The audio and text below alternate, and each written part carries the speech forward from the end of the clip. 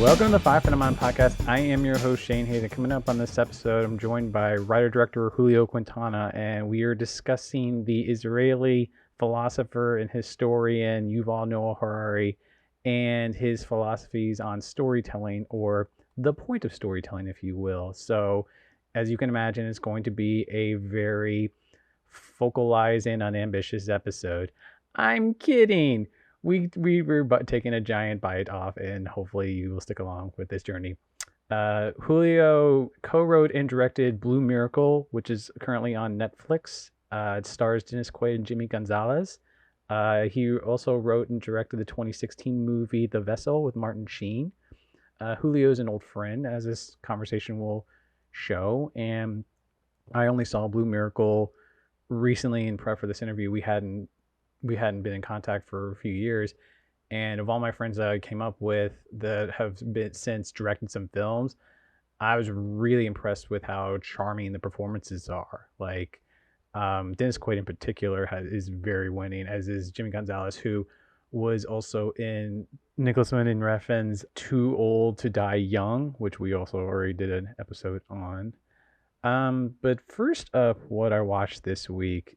One of the only interesting things I watched this week was the Japanese sci-fi film from 2008, I think, The Clone Returns Home, which directed by Kanji Nakajimi. It kind of has, it's been on my watch list for a while and knocked it off. It kind of has a Ozu or Mizoguchi doing Solaris vibe to it. So poetic meditation is what you're going to get with that. The most interesting film related thing from this week, author Dana Spiotta has a new book out called Wayward, and I had heard in the past that I have never read any books of her, even though she's a National Book Award winning author.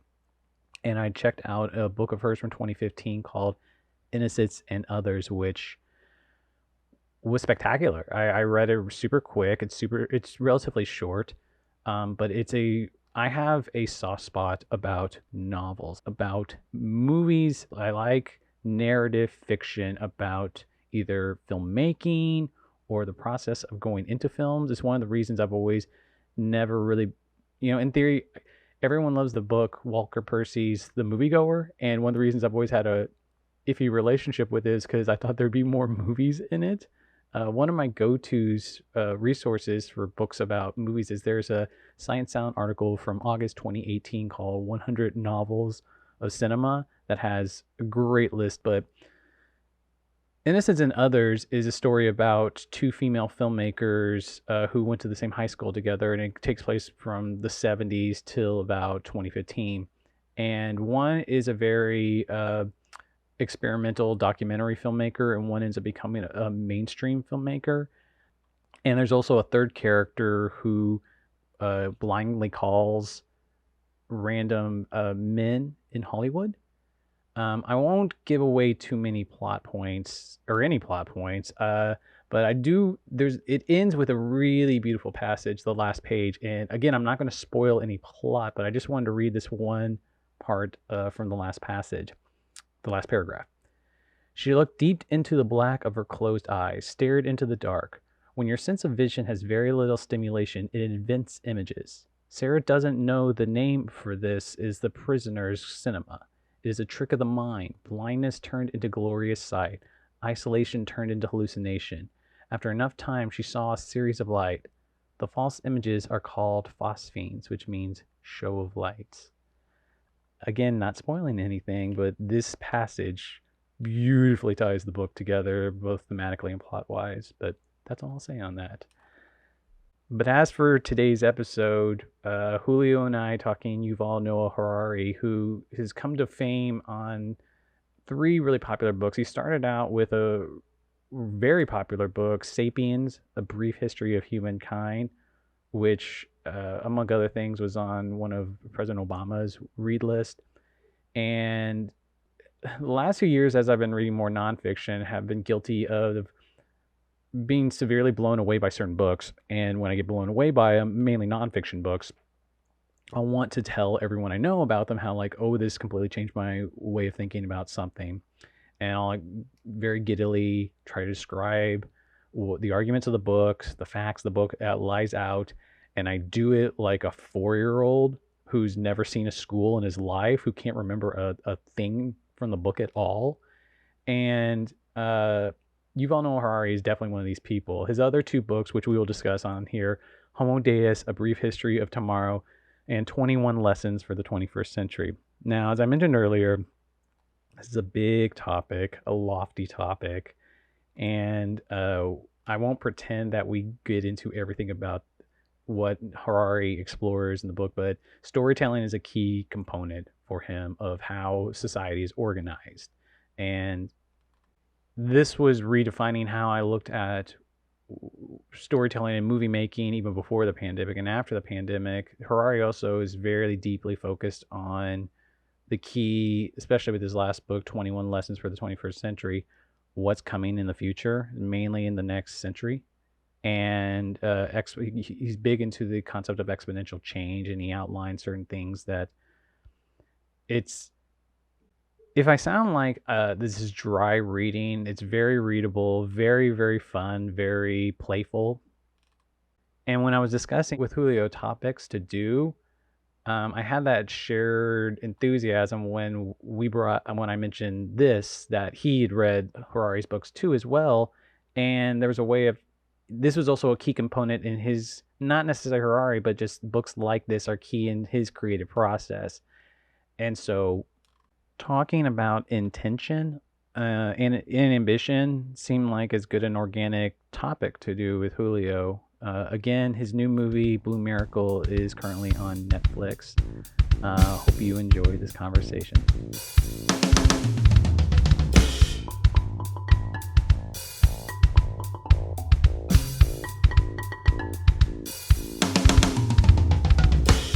Is that your office? Yeah. Yeah, this is Is Mel. it is it a corded off space from the kids, or do they come in? Or No, dude, it's like they're always there's a hollow, 2-inch door between me and chaos at all times. So it's mostly just writing with them around is it's been interesting. When I first started writing originally like when I did the vessel, I always had to go off into my parents had a lake house at the time that they were never at, and I would go and I had to just be alone for like 2 or 3 months, and then little by little, I guess, becoming maybe a more professional in my work, I had to just figure out how to work it in between dropping kids off at gymnastics and picking them up from jujitsu and whatever. So it's been an interesting evolution. So Are you scheduled now? Because like we didn't exactly write together, but I remember we had a lot of conversations about like finding time to write, writing being a struggle, writing being the thing that we wanted to do the most, and like as you get older, you had kids in a house and a marriage, and I assume you're on a scheduling writing regimen kind of. yeah, it's basically like I get up in the morning with and typically I stay up later, so I end up doing the nighttime routine with the kids, and then Marla, who's my wife and producer, obviously is she does the morning routine. She's a morning person, and so I get up and I'll hang out with the kids for a little bit, and then I come to my office and usually try to either read something or watch some sort of YouTube lecture that's sort of tangentially related to what I'm trying to write, and it's usually more like it's procrastination that makes me feel like I'm just getting smarter, so it's worth it. So, and then once the coffee's finally kicked in, then I can usually sit down and try to knock out a couple pages of something. But that's not even accurate. I mean, a couple of pages. If I could actually do 2 pages a day, I'd be writing a script every 2 months. But that's actually not the case. So I think most of the time, I feel like I feel like the writing process is it's like the iceberg of 90% just trying to absorb things through books and lectures and things like that, and then when I finally sit down and write, I can usually knock things out pretty quickly. But I would say probably about 10% of my actual time in this office is spent typing words, maybe even less. I don't even know.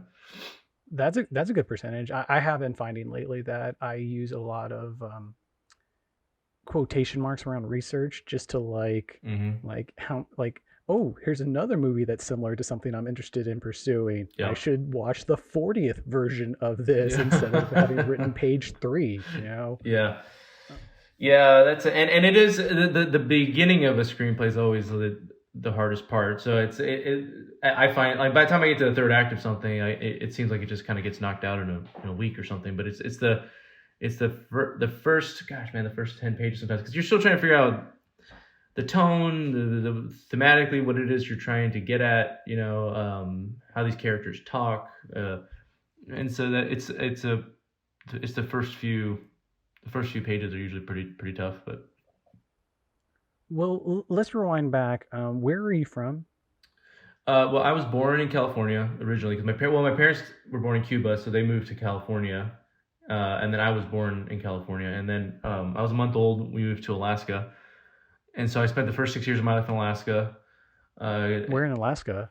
Kenai, Alaska. It's like 3 hours from Anchorage, but really small town. My dad moved there because of oil industry, and then I lived there until first grade, and I moved back to Santa Maria, California, then Bakersfield, California, then back to Los Angeles, and then Louisiana for middle school, which was that was a shock because I went from LA to a small town in Louisiana, Where in Louisiana? Breaux Bridge, Louisiana, which is Okay. it's if it's just it's just a small stop off of I-10 basically, and I've driven that I-10 route, so I have driven by it at least. yeah, for sure, yeah. Okay. And it's so small, and so I was, that was just such a weird period because I was like, it was going from Los Angeles to Breaux Bridge, Louisiana, like the year I hit puberty, the year everything gets weird and confusing, and so everything is like I felt like everybody was so wonderful and accepting, like they all just thought I was cool, and I had a lot of friends, and but by the time I left, which was like halfway through my freshman year of high school, I could see the writing on the wall that this was like not a place, it's not where I had a future, it was like, Okay. it was like high school there is kind of, drinking and out in fields sometime and trying, it was like, Is it the small town thing? Or it's a real small town, and I just felt like I don't know, I really felt drawn. I wanted to like live in a city. I wanted to be more anonymous. This is like a place where everybody knows everything about everyone, and there was something about it that I just felt like it was yeah, I don't know. I was excited. So when my parents asked like, how do you feel about moving to Houston? I was thrilled about it. There's people there, friends there that I really loved and stuff, but I was really ready to move to a bigger city. What was moving around that much? What was the movie going like? Or were you watching movies at home? Did you go to the theaters much? Man, it was. I would say I had a pretty sheltered upbringing with regards to movies and media. I mean, it was like I specifically remember when I was a kid. I wasn't allowed to watch PG-13 movies until I was 13. Okay. And then I started watching radar movies in high school. Well, I mean, so then what that means is that I would go sneak over to my cousin's house to watch some Van Damme movie on VHS, or I would be, so you're always just trying to always at the cousin's house. Yeah, it's always the cousins, man. And so everything, radar movies became contraband, and there was a black market for me where I would any opportunity I had to watch, a Steven Seagal or something, I would go try it, and so really but we did watch a lot of movies. So it was kind of the Friday night tradition was my dad would go to Blockbuster and rent a movie, and he didn't really value movies very much. So like half the time he would rent something and realize 10 minutes in that we had already watched it because he forgot that we had already watched that movie. So, so it was, so I for the most part, movies were just sort of they were like a kind of a wholesome reason to get the kids all in a room on a Friday night, as opposed. Were there any standouts with the family? I mean, you mentioned Van Damme, that's a standout, but I personally was obsessed with like, action movies and martial arts movies as a kid. But that's not really something that's followed me to this day. But for whatever reason, I mean, the standouts as a kid for sure were like the Indiana Jones trilogy was like, I wanted to be Indiana Jones, like basically until I wanted to be Michael Jordan, or something. It was like, it was like, Okay. it was He-Man and then Indiana Jones and then Michael Jordan and then eventually. I didn't know we had the He-Man overlap. Yeah. I was a He-Man kid too. Oh, He-Man. Have you ever tried to go back and watch that thing? Like even clips of it as an adult? It's.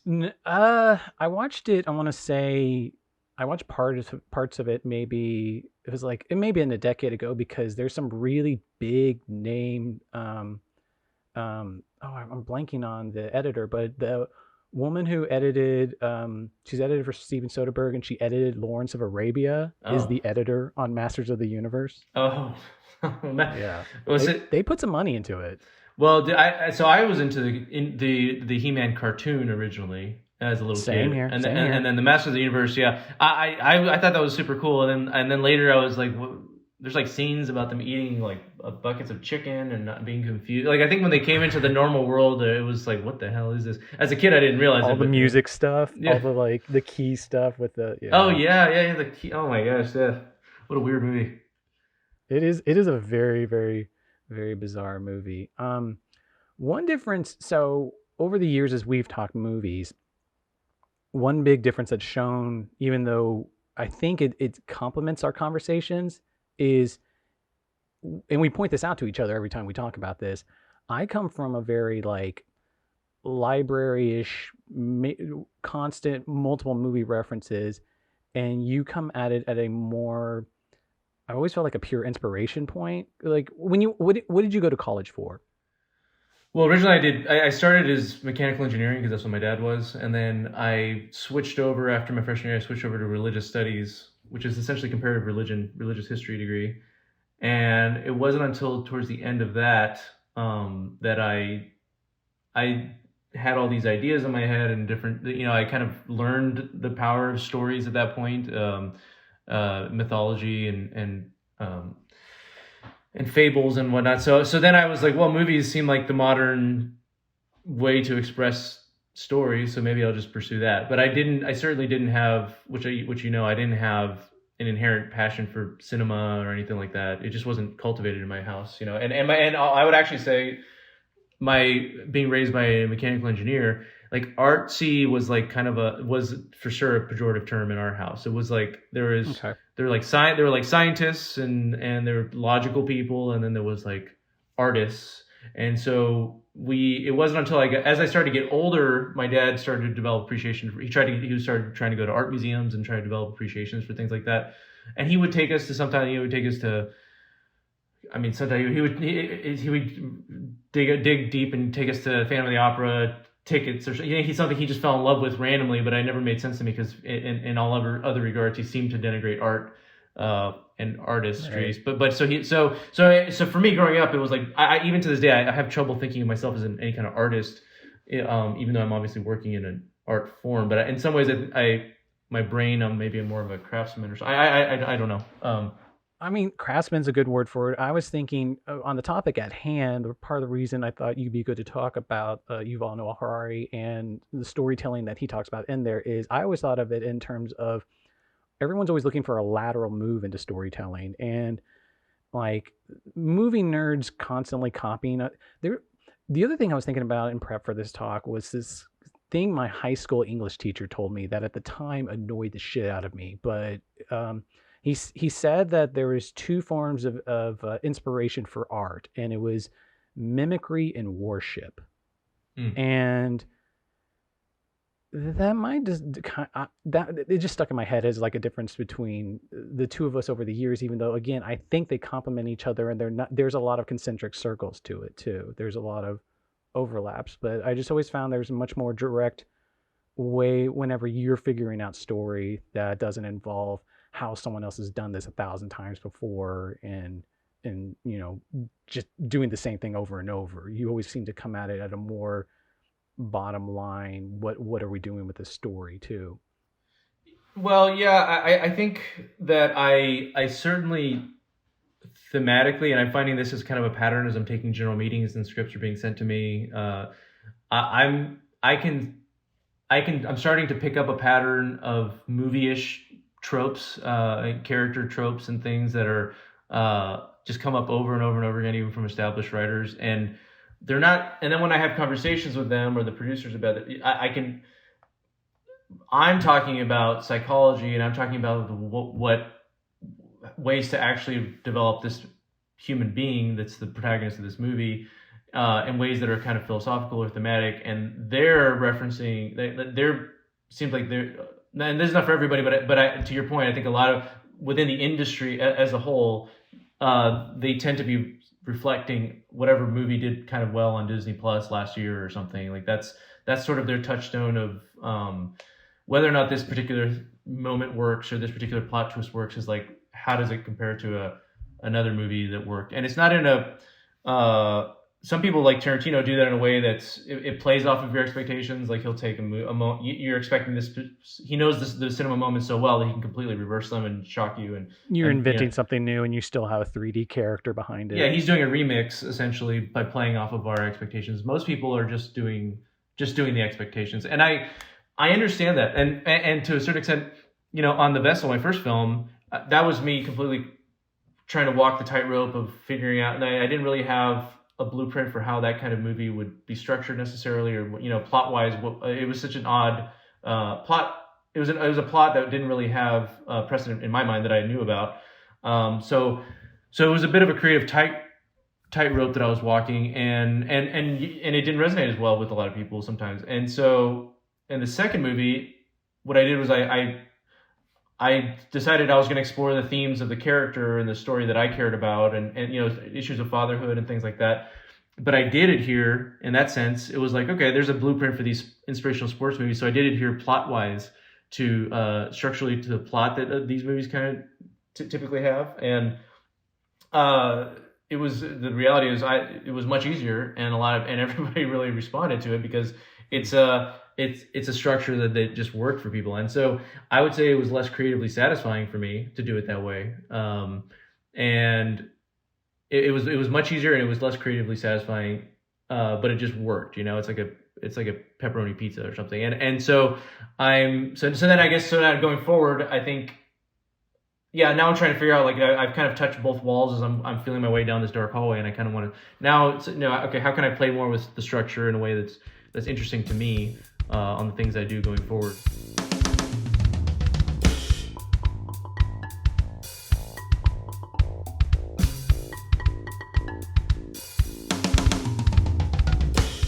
Well, how did it work? Like, did you notice the audience reactions were different, or just going to Netflix and it seems more financially successful? What was the metric that it worked better, at least with audiences? Yeah, so it was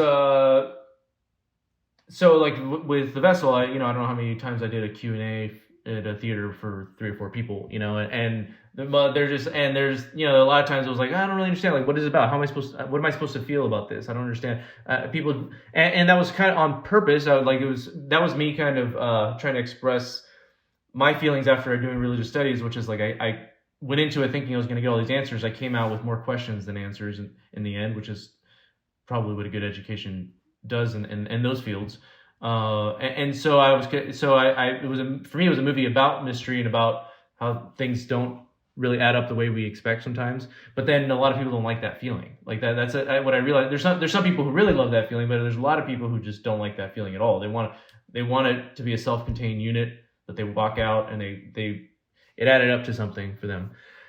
And I understand that, and we can talk more about. I think that's definitely, yeah. That taps into, and so what so then I'm like, okay, let me experiment with giving people exactly the feeling that they want to have in a closed up way that doesn't leave any open-ended questions at the end. Let's see what happens.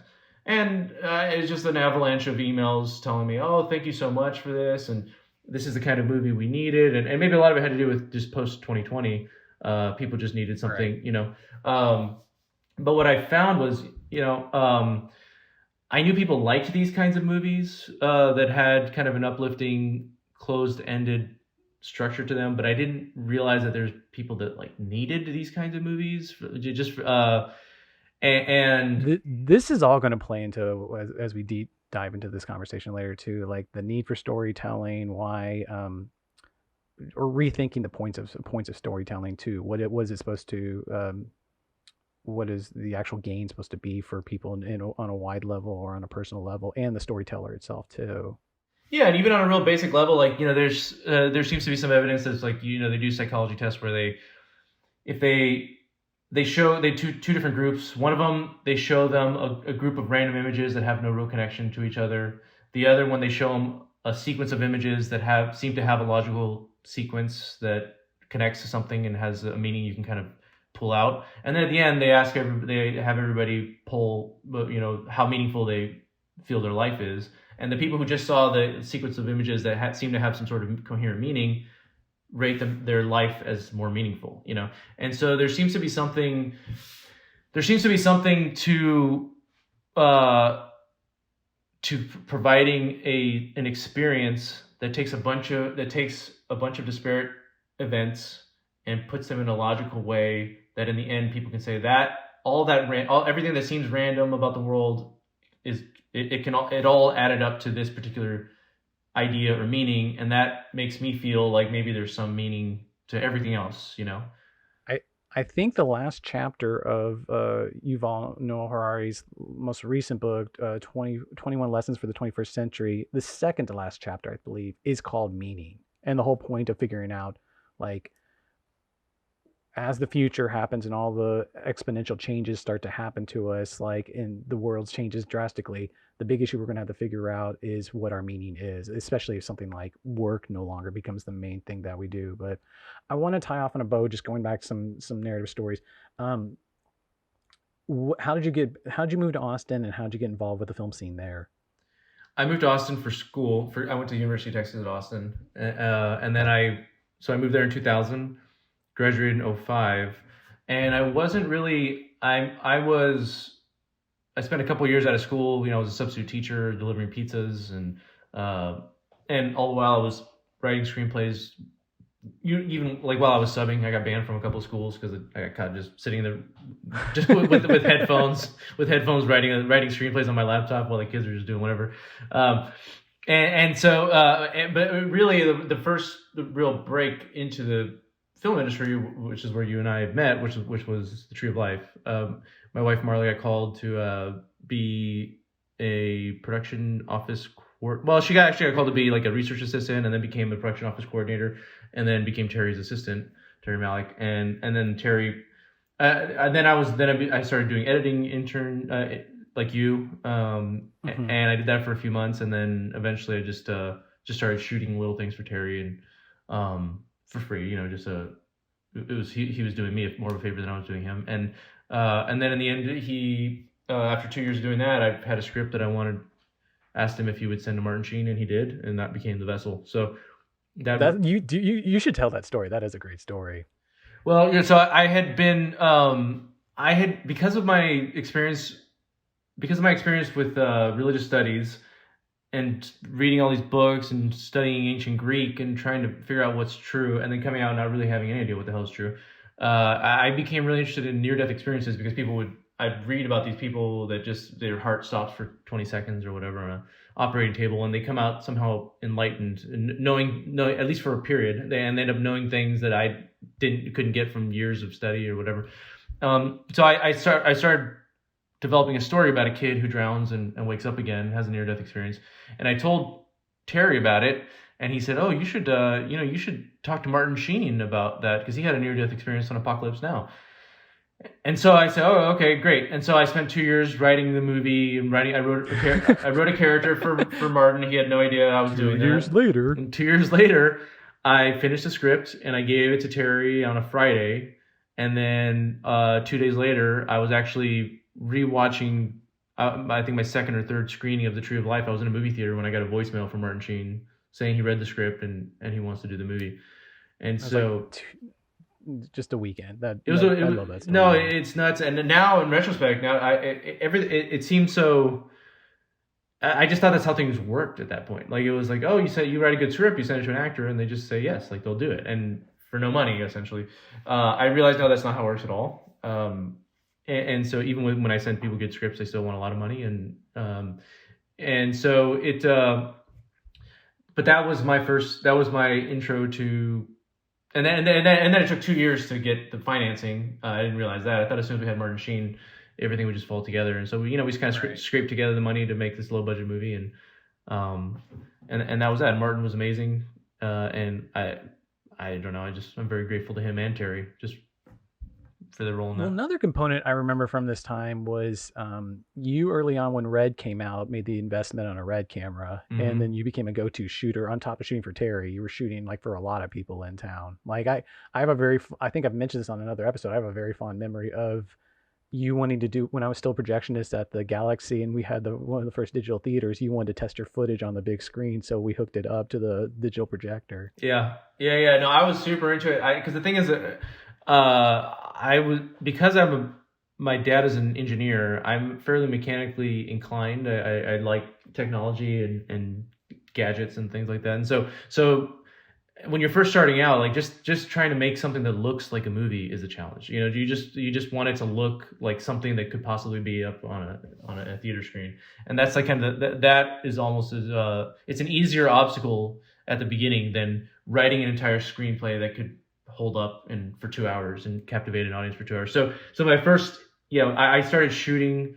I started shooting commercials and small music videos, and so it was a perfect segue for me. That's actually how Terry asked me to start shooting stuff for him. I told him I had that camera, and he invited me to go shoot some of the. Well, he actually invited me to go watch Doug Trumbull shooting some of the space special effects, the skunk work stuff. And then while I was there, I told Terry I had the camera in my car, and he was like, "Oh, why don't you shoot some little bubbles in a watch, a clock face or something?" And I was like, "Okay." And so I just started doing weird stuff like that actually is in the movie. And it's funny because all those little silly little, it's like me blowing with a straw, like bubbles, and that's like it's in the trailer of the movie and stuff. And so that's how I got started. And then I eventually on To the Wonder, I shot for 2 weeks with Eugene Richards following Javier Bardem around. I was just basically supporting Eugene. I was his AC / human tripod because the camera was pretty heavy, and so I was just kind of holding it up for him while he would operate. And that was. You were also like a go-to for like, this isn't like someone just to shoot for shooting's sake. You were like, it was a time when like the resolution of a Red still was the best digital camera, and like it was right before Vipers came out or something like that. But I just remember you were the go-to for like, you mentioned the technical stuff, but you also aesthetically learned a lot. Like you were a go-to to have like aesthetically pleasing shooting, like good big screen, well lit shooting. Yeah, I think I became fairly proficient in cinematography, and had I continued on that path of just if I had just focused exclusively on cinematography, I probably could be making a decent little living at that. Who knows? There's so much involved in becoming a big cinematographer. Usually, the luck of just connecting with a director that happens to have a big hit. That's usually how DPs end up breaking out. But yeah, I was on that. I did feel like I got technically proficient to the point where like I couldn't have worked.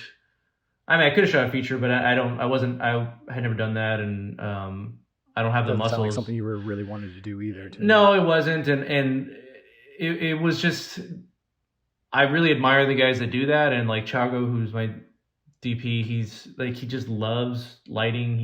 And I did too. I really loved it, but to me it was a tool for serving this other medium, and so but I did get to the point where at least I knew enough to where I could give my DP the tools he needed to do his job, and so that I think that visually, I think that my stuff, I was able to do more with a smaller budget because I kind of knew the tricks and how to block things and put people in the right place based on where the windows were and things like that. Scheduling for the light. That's all stuff that I learned from Terry.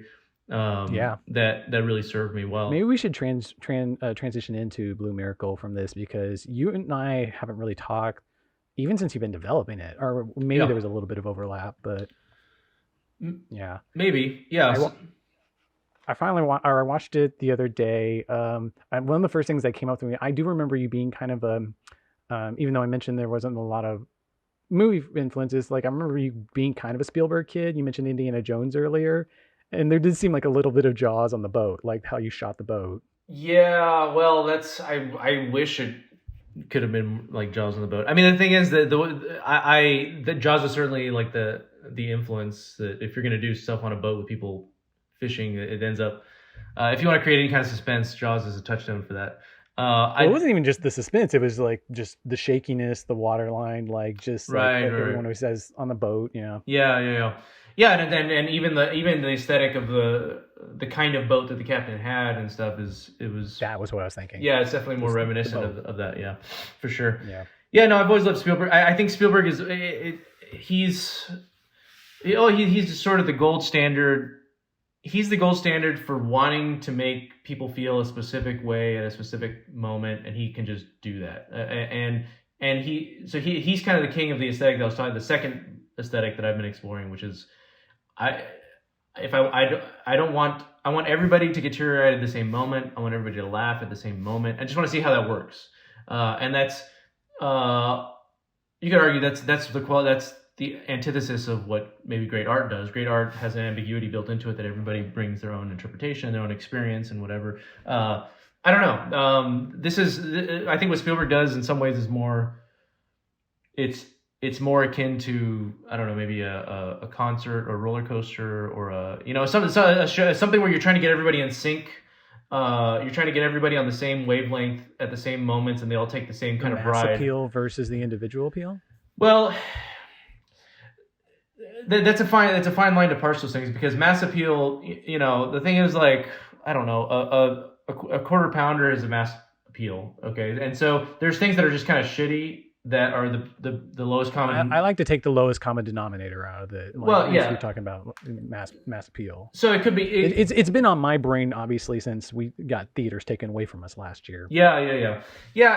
The thing is, there seems sometimes there's mass appeal is just shitty. I mean, there's just stuff. It's just so simplistic that it's like you can market it hard enough and everybody will go see it or participate in it.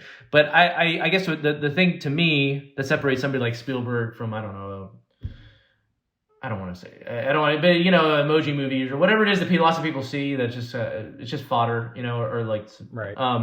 I think he actually, without any marketing, you can actually put a group of people in a room and screen one of his movies, especially some of the earlier work, and people will predictably get excited at the same moments, laugh at the same moment, cry at the same moment, and that's a very specific, and he knows that. He knows he knows how to control their journey in a way.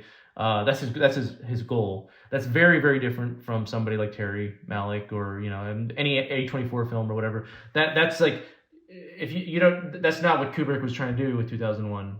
He's not trying to make. Everybody goes into that and has a different experience based on where they are in their life, and maybe even you can even watch it 10 years later, have a different experience, and you can have. Whereas I watch Indiana Jones, I showed my kids the trilogy, and I feel exactly the way I did when I was 8.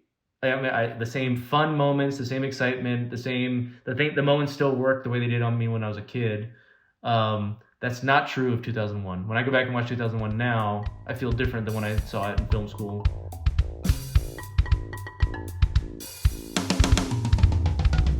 Well, you're getting to something that the other reason I want to talk about this, and like the subject is a big ass subject. Like you mentioned before we started recording, like this is the whole of humankind, and like storytelling is mentioned in some of these books. But I have been on a massive, you could probably say it's a midlife crisis rethink on why storytelling is important. And I always thought of it as what you were describing is you wanted to thread the line. You wanted to do something that was appeal to a lot of people, but said something new, said something different. And there's a lot of things I've been thinking the last few years of, like, let's just call it the highbrow look at how to make art is not, I don't know. There's a lot of different reasons what it's supposed to reward. And I'm not sure it has the same appeal anymore to me, just because like it seems like you're trying to impress someone as opposed to actually intrinsically tell a story that's important to you, or trying to engage everyone around you, with it, whether it's in your intermediate circle or as media grows and your voice can reach more people if you're trying to get to them. I'm just the reason I want to have this conversation is I've been in a mid rethink, and I'm probably going to find different topics to talk about this with multiple different friends on, but I'm just trying to dive back into what the fuck the point is of storytelling, and especially with technology growing and it reaching more people, and what is good storytelling anymore, you know? Well, I think one thing that one thing I learned from studying religion was that what stories can be is a mode for organization, a mode for. I mean, Harari talks about this a lot. Is that this is key to why we're talking about? Yeah, and it's the idea that shared mythologies help us cooperate with strangers, essentially. So, our society has a level of complexity that's not really sustainable without some sort of shared stories. So typically, if you're a hunter-gatherer society, there's the roughly 130 people that you could know intimately and trust and hold accountable for at any given day. So that's why those communities end up staying at that size. But to get beyond that 130 people, for me to be able to trust some strangers, I have to feel some sort of psychological connection with them in order to cooperate with them. And so obvious examples are things that Harari talks about is like money. Money is a shared mythology that helps us cooperate with strangers. He uses the term the intersubjective reality. It's not a objective reality. It's not a subjective reality. It's a shared subjective reality. Mm-hmm. Yeah, it's just something we just all agree on, and that's the only thing that makes it real. And money is like that. Religion is like that to a certain extent. Nationalism is like that. I think that those are the big three he pins down to. I have two big passages I want to read, but one real quick one. This is from 21 Lessons. Humans control the world because they can cooperate better than any other animal, and they can cooperate so well because they believe in fictions. Poets, painters, and playwrights are therefore at least as important as soldiers and engineers. Yeah, I mean, as the thing is, like, so it's difficult for me because as a filmmaker, it's hard for me to say that I'm more valuable than whoever's designing the COVID vaccine but I do understand. To his point, though, the scientists execute the goals that we as a society deem valuable, and so without the kind of value systems that we've developed over the centuries, over the millennia, through our shared myths, why even make a COVID vaccine? Like, why not? And the thing is, like, there's a story, there's this shared mythology and a shared story behind that's motivating the people who are designing the COVID vaccine, because you could just as easily say, if our shared universal story was more Darwinian, we would say, well, these viruses are an amazing opportunity to thin out the herd, for example. Maybe if our primary goal was to make the human race as physically resilient as possible, we wouldn't do vaccines at all. We would just let the weaker ones be picked off, and that would be the end of that, and only the strong would survive. That's a completely different worldview that would lead to the scientists taking totally different paths. So the fact that we have this sort of idea of the universal value of human life, for example, means that we'll turn the world upside down, and we'll shut down our economies, and we'll do whatever to protect the most vulnerable members of society from something that we think they shouldn't die from. And so, but those are not objective truths. Like, the idea of a universal human value is not an objective truth. That's something that we've come to decide, and it's probably something that evolutionarily the communities that didn't believe in that didn't cooperate, and they just got weeded out. And the people who thought, and then there's instances like currently where we shut down the world's economies or to tramp down a virus, but the easiest way to weave in fictions like money and corporations that are the things that keep us together to cooperate. We start to, in certain times, value money more than people in terms of things like healthcare, where it's not universal healthcare is all around there, even though in theory, we want to kill the virus, but if a person hasn't gained a certain amount of money to have health insurance, they're SOL because they haven't accrued enough value to justify that. Yeah, yeah. It's part of the fiction we believe and how we believe it. And it's not, because it's not objective, it can get tricky. Well, so yeah. So for example, that universal healthcare is a good one to bring up. So you basically have two camps on this, and they're both telling themselves their own operating narrative. So if you just ask people, should healthcare be free for everybody? Half the country says yes, half the country says no. And it's because it costs too much, and it might bring down the people that are still generating value at that point, at least in a monetarily term. Well, I think that would be the counter argument. Well, actually, I think the myth that both people they're both operating from a specific story. So the people who say no, healthcare should not be provided for free to everybody, they're operating from the story that the world is inherently fair, that everybody has the opportunity to take care of themselves, and everybody has a responsibility to take care of themselves, and it's actually immoral to expect other people to take care of you when you have every opportunity to take care of yourself. Right. And that's the operating underlying story that half of the country is working off. The other half is subconsciously working off of the operating story that life is not fair. The world, the universe is inherently random, and we ultimately, maybe we have control. Some say we don't, to an extreme. Some people argue, the Sam Harris types, argue that we don't even have free will. But even if we have free will, you don't pick your intelligence level, you don't pick your genes, you don't pick your parents, you don't pick where you were born, you don't pick any of these things. So they're operating from the world as an inherently unfair place mythology. And so we all have to compensate for the unfairness of life. I think that they're both true in different contexts. And so the thing is, you have we all know people who have been given every advantage and still fuck up all the time, and they don't take care of themselves, and they sabotage themselves, and it doesn't matter what you do. We all know those people, and those are the standout examples that maybe the conservative side has in the back of their brain. They're always looking out for the cheaters, basically the freeloaders, right. And that's their biggest concern. And then on the other end, everybody knows, they all know somebody who just had bad luck, who's a smart person, who just had a hard, they fell in hard times, they got sick when they weren't expecting it, and that's the operating image in their mind, that they're looking out for that person. And so we turn it into economic debates about whether or not something is economically sustainable or whatever. But really, one side just has a certain character in their head that they're looking out for, and the other side has a different character in their head that they're looking out for.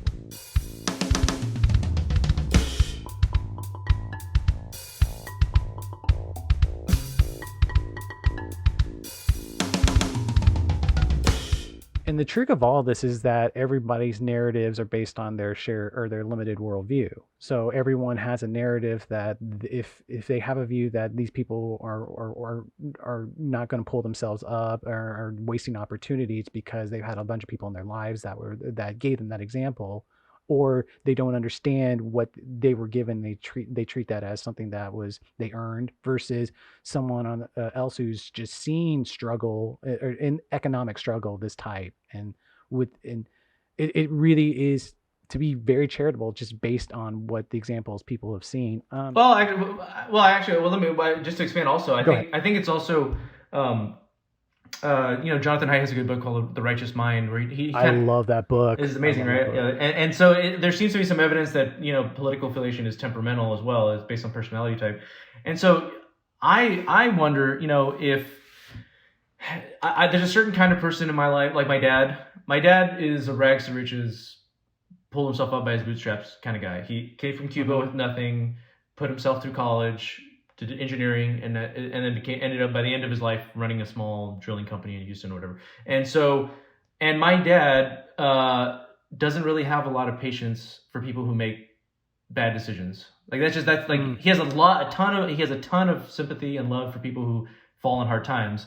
Zero patience for people who are just making bad decisions. It's just how he can't because if I'm being honest, isn't it tricky to define bad decisions though?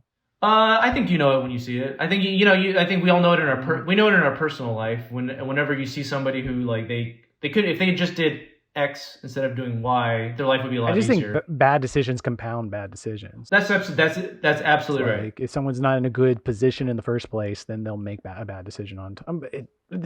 Sorry, continue your. Well, point. yeah, but everybody has a black sheep in their family, even the rich people. They all have they all have the one black sheep that doesn't matter how many opportunities that kid's been given. They're always the one getting bailed out, and even if it could be the senator's son who just always gets bailed out of everything or whatever. So there are people. This is an archetype. This is a prodigal son archetype. I mean, it's built into the fabric of our humanity that everybody has different temperaments, and it could be that bad decisions in our society they're just decisions. It's a personality type that doesn't really fit our society. So I mean, they could be somebody who in a warrior tribe, that guy might be the best warrior ever, but in our modern society that's very intellectual and that guy ends up driving his car into a ditch because he's just a thrill seeker. You know what I mean? That's so it's just hard to your point, bad decisions may be the least optimal decisions for our current setup. It might be the way to look at it. But so my dad, for example, to tie this back to movies, he hates movies about people, self-destructive characters, that's the A24 model. That's the whole indie film world. The art house film world is the character is its own, the protagonist is his own obstacle. That's Raging Bull. That's There Will Be Blood. That's all these the movies where we say complex characters. It's usually characters who, in some way or another, they're contributing to their own demise in ways. Complex psychology that doesn't always know the way out of a situation. Yeah, and maybe it's their phantom thread, or they're sabotaging their own relationship in ways that has nothing to do with it. They don't have cancer. There's not an asteroid heading to the Earth. They're just their own decisions is the source of the drama. So guys like my dad really, really dislike that sort of thing because that's because they just get frustrated about it. And so there's a segment of people that they like movies where the main character is just Will Smith being a nice guy dealing with some really hard shit that's coming from outer space. And so the problems are external. The problems are completely a good guy making normal, rational decisions in the face of external adversity. And I think that my feeling is that maybe that people that are temperamentally right gravitate towards more of that kind of story, because that's how they see the world. They see the world as a series of external obstacles that they make good decisions to navigate and ultimately triumph in the end. Okay. I think that people that are more temperamentally left, they tend to be the ones to be more attracted to the complexity of characters, and I think that's one of the operating factors is that they seem to acknowledge that blaming people for their own decisions is maybe a little faulty because sometimes people make decisions they can't even control, and so even the control over your own behavior is an illusion. And I'm sorry, I'm talking at the extreme ends of things. There's tons of overlap. We talk about right and left. It's a very simplistic, but there's tons. It's tricky because I'm trying to be very magnanimous about this and trying to talk more, but I'm on that side. I agree with more so much of that, but at the same time, there's different people have different smart people have different narratives and different reasons to believe what they believe and are justified in those beliefs, and it's hard. And Harari talks a little bit about all this stuff is going back to the basic philosophical search for truth, and it is a weird. Objective truth seems like something should be easy, and it's not. No, objective truth is not. It's not true. I mean, and we complain. We blame it on CNN versus Fox News or something, but I think it's more hardwired. Like the reason people like CNN versus the reason people like Fox News. Those echo chambers are exacerbating these temperamental differences. But I think fundamentally, I can see it in my own family. I have very, very conservative family members, very liberal family members. I'm in Austin, so I'm in the heart of Texas, which is very conservative, as you know. But I also surrounded by very liberally minded people all the time, and they're temperamental. They're actually psychologically temperamentally different. My dad, not just my dad, but the really conservative people in my life don't particularly like dwelling on darker subjects. They don't really particularly like delving into childhood traumas or anything like that. That's just not something that they don't really enjoy that sort of thing. They like lighter music. They like things that are just Like, what's the point of worrying about all that stuff? And Well, we seem to have a little bit of overlap in some authors we're reading. Have you read any Daniel Kahneman? no, what do you write? He won a Nobel for economics, even though he's a psychologist. Oh, But his big book I'm finishing reading is called Thinking Fast and Slow. But one of the things he talks a lot about is the importance of not arguments, the specifics of the arguments, but the framing of the arguments. yeah, And one of the big issues I have with the right-left divide right now is it's badly framed. It's just very limitedly framed, and it's framed in a way that gets people at each other's throats in a way that the person doing the framing, even though they don't know they're maybe doing it, is doing it just because it gets them more hits, it gets them more views, and they're just trying to make more money, and they're incentivized to make money that way. But I do want to start to work this back around to Harari. And I have like a Okay. really long passage, so bear with me. But it goes with what I'm talking about with narratives. And I think because it's funny because I foresaw when we were going to have this conversation, we're going to have a more completely interesting, different debate. And we can, at least what I thought we're going to get into. But let me read this passage first. This is from Homo Deus. Animals such as wolves and chimpanzees live in a dual reality. On the one hand, they are familiar with objective entities outside them, such as trees, rocks, and rivers. On the other hand, they are aware of subjective experience within them, such as fear, joy, and desire. Sapiens, in contrast, live in triple layered reality. In addition to trees, rivers, fears, and desires, the sapiens world also contains stories about money, gods, nations, and corporations. As history unfolded, the impact of gods, nations, and corporations grew at the expense of rivers, fears, and desires. There are still many rivers in the world, and people are still motivated by their fears and wishes, but Jesus Christ, the French Republic, and Apple Incorporated have dammed and harnessed the rivers and have learned to shape our deepest anxieties and yearnings. Since new 21st century technologies are likely to make such fictions even more powerful, to what we're going to talk about in a bit.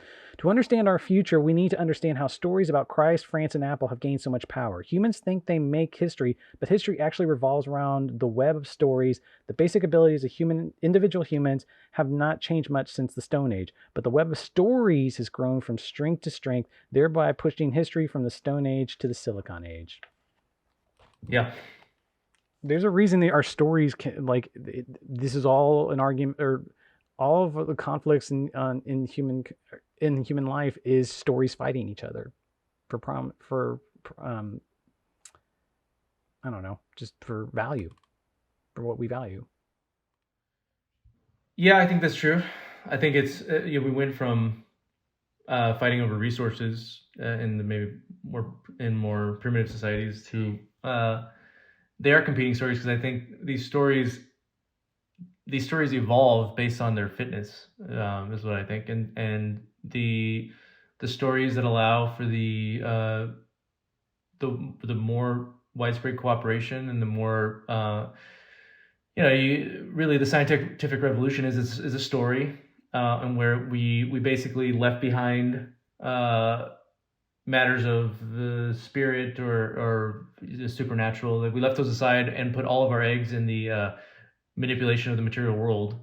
And that story, that focus, the material world as we can figure it out at any given moment. Material, basically what can be measured by instruments is what it's matter, and that particular story has proven to be such a huge evolutionary advantage that it's very difficult for Tibet to compete with the West or with what China's doing now. It's the different cultural emphasis. At the end of the day, it doesn't matter if Taoism was a better psychotechnology for achieving some sort of peace of mind.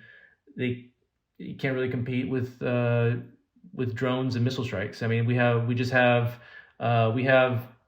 the manipulation of the material world has proven to be such an evolutionary advantage for survival that it's kind of drowned out all the competitors. And so, one of the really striking example of that, of how ideologies can literally come into contest, is the 20th century between capitalism and free market capitalism and communism. I mean, my family's from Cuba, so communism it wasn't just an intellectual experiment for my family. It was like they actually had everything taken away from them, and it completely demoralized millions and millions of people, not to mention the people that died from that experiment.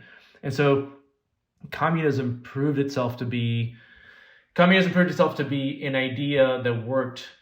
It seemed like it worked intellectually on paper, but didn't really come into line with human nature. So it lost the battle of the test of time, essentially, as far as what is best for people. Now, capitalism is now potentially proving to be something that's really great for people and at the expense of the environment or the expense of wildlife, or maybe even the expense of our own personal health. You could argue that capitalism, our purely capitalist materialist narrative, is wreaking havoc on our bodies and our environment. That's a valid criticism. No, I mean it's tricky just because like another writer I like who died last year, David Graeber, who's kind of a strong socialist. I think he was the one that made this point. I might be remember this quote from someone else, but capitalism's never going to die. Capitalism is basically trading goods and services, right? And we're probably going to be doing that depending on what we value. Like, I know the biggest thing, Harari's book, one of the things that reading it, I mean, the first one is called Sapiens, A Brief History of Humankind, is it makes you think wider in terms of short-term versus long-term, where like what you're talking about with Eastern cultures and maybe are their religious practices going to have healthier minds versus drone strikes. Is drone strikes a short-term success, or is Taoism a long-term success in that regard? Just because if you have happier, healthier people, maybe they procreate more and maybe their population flourishes and maybe they live longer lives. Or is the brute strength going to be the thing that kills them all off and gets around? Like, this book helps you think in long terms, and which is going to help when we're talking about storytelling, just because the idea of stories lasting longer and making narratives that affect multiple people too. Yeah, that's a good question. As far as ultimately, I mean, we're even with the capitalism, socialism, communism, fascism debate. I mean, we're still talking about a span of, at best, hundreds of years experiment. It's not obvious what will last 1,000 years, what will last 5,000 years. Which of these kind of, they call them psychotechnologies, are ultimately going to be the thing that survives the most. I think, to your point, yeah, I think capitalism at its purest form is, free market capitalism is just people voluntarily exchanging goods and services. I think when people get angry about capitalism, they're usually, they're usually conflating pure market capitalism with sort of crony capitalism. It's like once the capitalism is infiltrating the state and it's going back and forth, so then the people at the top, or just completely inefficient capitalism where like people are getting rewarded for grifting. Yeah, exactly. Like for me, I personally don't like the fact that people can make, some of our smartest minds are coming out of the universities going to figure out how to play with like derivatives and finance and things. Like, I don't know what they're just essentially professional gamblers, and not just professional gamblers, but then they can influence the casino rules by buying out senators and things. So I think that's really what people are complaining about. Usually it's not the fact that people are able to buy and sell freely. It's really that once you get to above a certain success level, you're able to change the rules, and that's not fair. It's essentially so.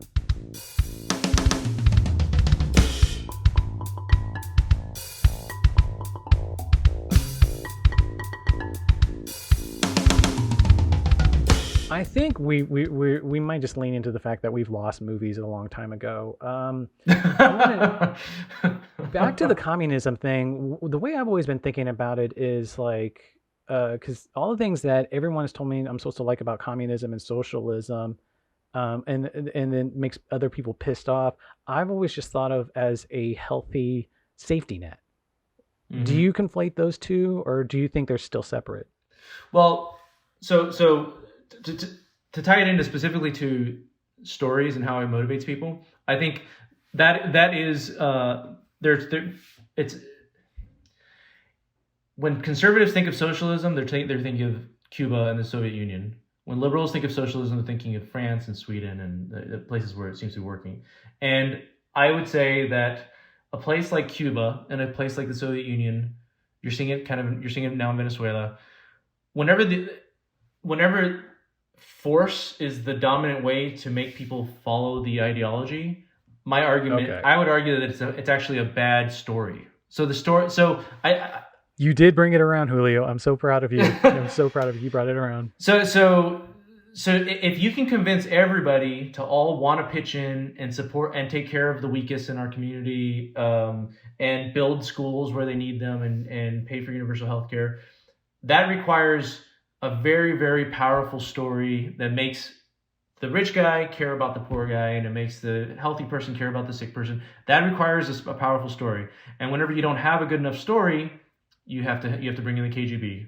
You have to get people to spy on each other, and you have to have gulags because your story sucks and nobody's buying it. And so that's the goals of socialism. The goals of socialism can make sense if you have a story that convinces everybody that this is the ethical way to live. If you don't have that, and it has to be done with force, then you're just a shitty storyteller, and you haven't figured out how to motivate the people to your ends. Well, Harari makes the point that when going back to the terms of fictions, that these are some of the most basic fictions: fascism, capitalism, communism, all these isms. Like, and the thing is, if they're not clearly told, then everyone brings their own value to them. But going way back to when you were talking about your own work, I think all of this, the efficacy of a story is apparent. You know what I mean? Like when you were saying, figuring out like, does the vessel do more success than Blue Miracle? Like the proof's in the pudding sometimes, and you can tell the efficacy of it. Oh yeah, absolutely. No, I think even just I again, if the goal is to get people to watch your story and for it to resonate with them in some way, then there's no comparison. It's like, I don't know. The Vessel was like in 20 theaters for a weekend, and Blue Miracle was seen by 50 million people. Say, that doesn't mean that it's great. It just means that it was mimetic. It was like it had a stickiness to it. Blue Miracle had a stickiness to it that spread. And that doesn't mean that there's things that are shitty that shouldn't be spread. You know, I don't know, maybe election fraud accusations seems to be sticky. That's maybe not the best thing. I might be confusing scale with efficacy. It depends what the goals are. My goal was to see if I could make something that would resonate with as many people as possible, and I think that I did. I used the tropes of the genre. I used the structure of the genre combined with my particular influence on meaning and emotion. So I tried to make the story meaningful and make it about fatherhood and things like that. And I used the vehicle of the uplifting sports drama structure. I used that was my vehicle to deliver a meaningful idea, which it's not meaningful. It's not Nietzsche, but it was something that people were like, oh yeah, I have this father that I maybe don't connect with as much as I could. Things like, it's simple, but it was sort of a little experiment to see if the structure works, and it did. That structure is very, very sticky for a specific. Not even that specific, actually. Like it crossed, it crossed a lot of viewing circles through Netflix, all the way from people who watch the obvious things, uplifting Disney movies, all the way to people who watch like The Crown and Queen's Gambit. It happened to span that. It probably, I don't think it crossed into the A24 crowd. It didn't cross into the art house crowd, because that's not what they're interested in at all. Because that structure for them is uninteresting, and I understand why.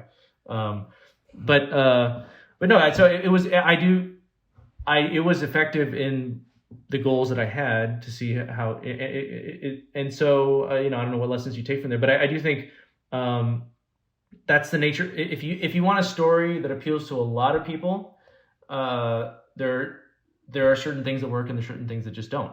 And so if you look at as fascinating as all the A24 films are, if you look them up, most of them don't make any money. I don't even know. Like there seems like there's one or two movies a year that keep that place in business. The Ari, what's his name? The Ari Aster. Ari Aster, it's like guys like financing that whole place or something. But the reality is, like, if you compare those things to like whatever iteration of the next Godzilla thing is, that's not interesting at all, and you've seen it 100 times. There's no comparison to viewership. It was a tricky question to ask you, just because we're talking about when we're using these books to talk about storytelling in the macro, and like in terms of like hundreds and thousands of years, like maybe there's only going to be really, even though cinema was invented for this last century, or technically 2 centuries ago, um, there's probably going to be very few lasting works that actually survive. But Yeah. the ones that do survive, like, it's going to be weird being that, like, I don't know, the Marvel universe is the thing we're going to be hearing about 500 years from now, and it's going to be mythologized. Yeah, And like, absolutely. Yeah, it could be 1,000 years from now. Somebody could dig up the civilization, and think those are our gods that we used to worship. Hulk and you hope it's Superman. something like E.T. or The Godfather, but it's maybe not. Well, yeah. I'm really not trying to pass value judgment on that. I'm just saying, like, when we're talking in these macro terms, like, the journey and the struggle to tell our stories is, it's transitory. It's just going to be like what we do day to day and what lasts beyond us. Sticking with books that have been on my brain for the last 4 years, are you familiar with Ernest Becker and the book The Denial Denial of of Death? Death. Yeah, I remember. I read that one. Yeah.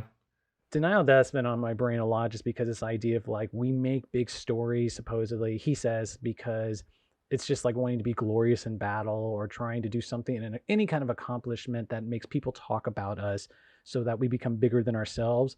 And it's a compulsion to survive death, so that our memory survives death.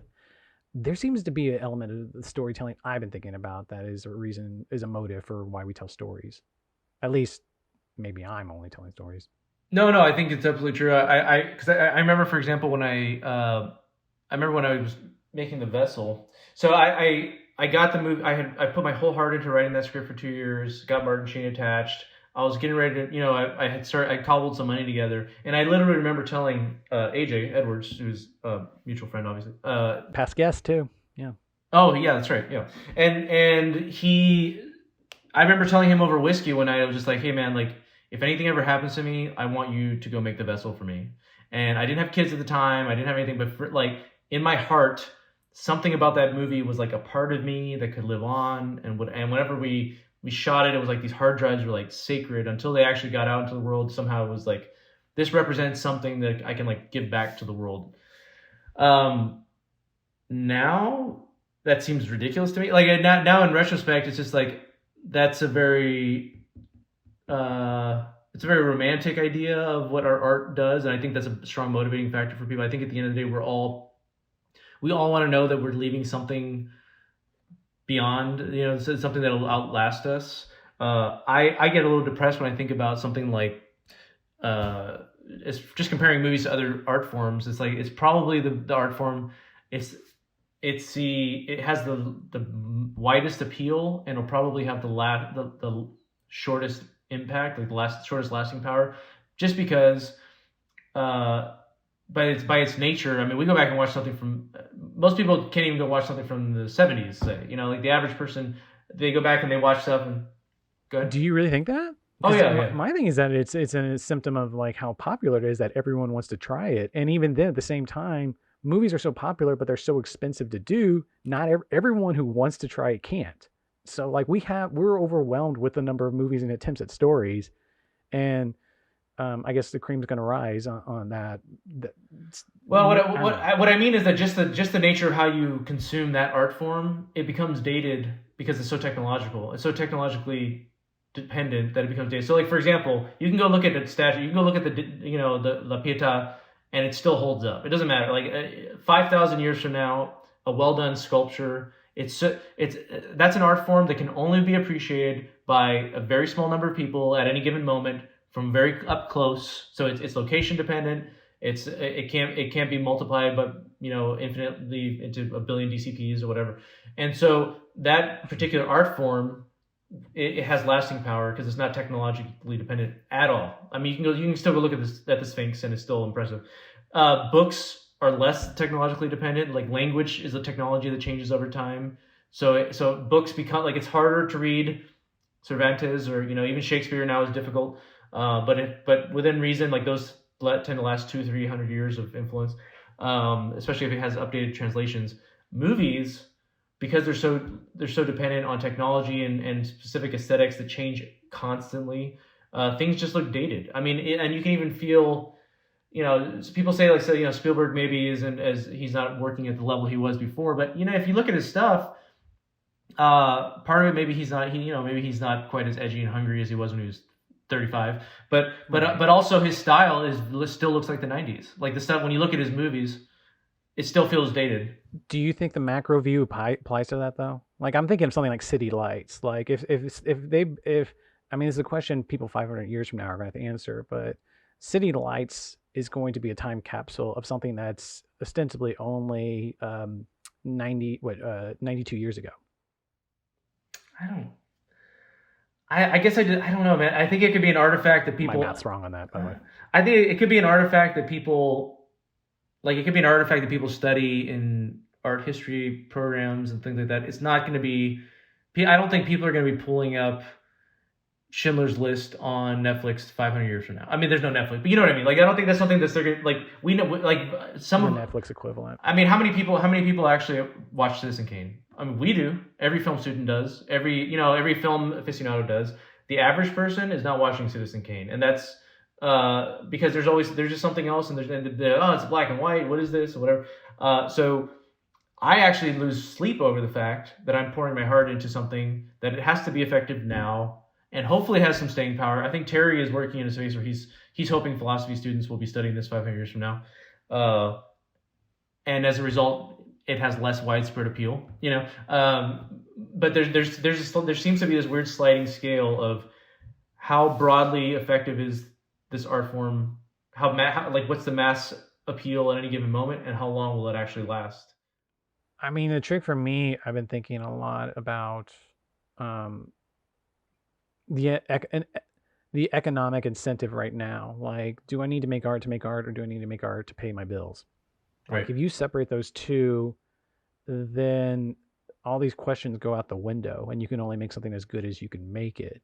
If you're making it for your bills, then you got to make it for the person who is paying you, wants it to has a certain metric of success, and is guessing at what's going to appeal to more people. Well, having done both, there's no right answer. I did my first movie for myself. It was more completely personal, and as a result, less people were interested in that. And then I made a movie that was for more people and less for myself. Like I don't actually like one better than the other. They're both different aspects of my tastes in some ways, but it didn't feel like I was making my movie. I had people that were contributing. I had executives I had to answer to, and I had different things. It didn't feel like it was like that. Doesn't feel like that's somehow a slice of my unique soul or something. How important is the personal? So like, because in my head it seems like the personal is just the motivation to make something. The personal is extremely important. I think that or something to make it real or reflective of the world around you. It's hard because in an art form, there's the content and then there's the form. And a lot of times when we're talking about really personal, when we're talking about really, personal, unique filmmaking, a lot of times people are focusing on the form of it, as opposed to the content necessarily. Sometimes it's both. Like sometimes Terry's both, maybe P.T. Anderson's kind of both. A lot of times it's maybe not particularly unique content, but it's just a very distinct, I don't know. What's it? I think Wes Anderson or Tim Burton they have a unique. You can just glance at a frame, you know who made it. It doesn't matter even what Wes Anderson could make the Mighty Ducks, the exact script of the Mighty Ducks, and it would look like a Wes Anderson movie, and it wouldn't. I would want to see that movie. Yeah, exactly. It'd all be totally symmetrical and tiny, and there'd be little, and so there. So it's hard to distinguish sometimes. I think that for me, I was exploring this last time.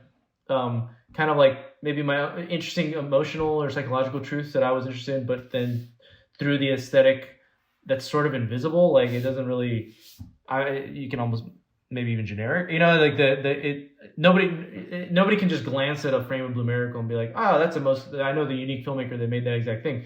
And so because The Vessel was kind of like that, The Vessel was more unique to me.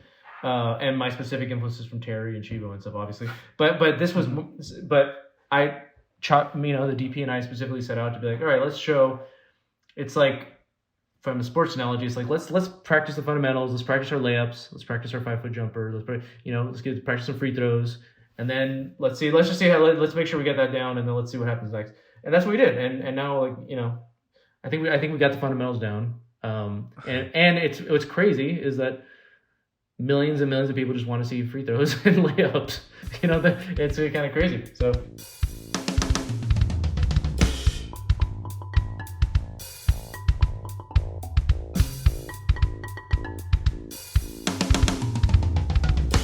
One aspect from the book that when I was going through stuff we might want to talk about is the, like, as we're winding down, I want to talk about the exponential curve of progress, technology, interconnectedness.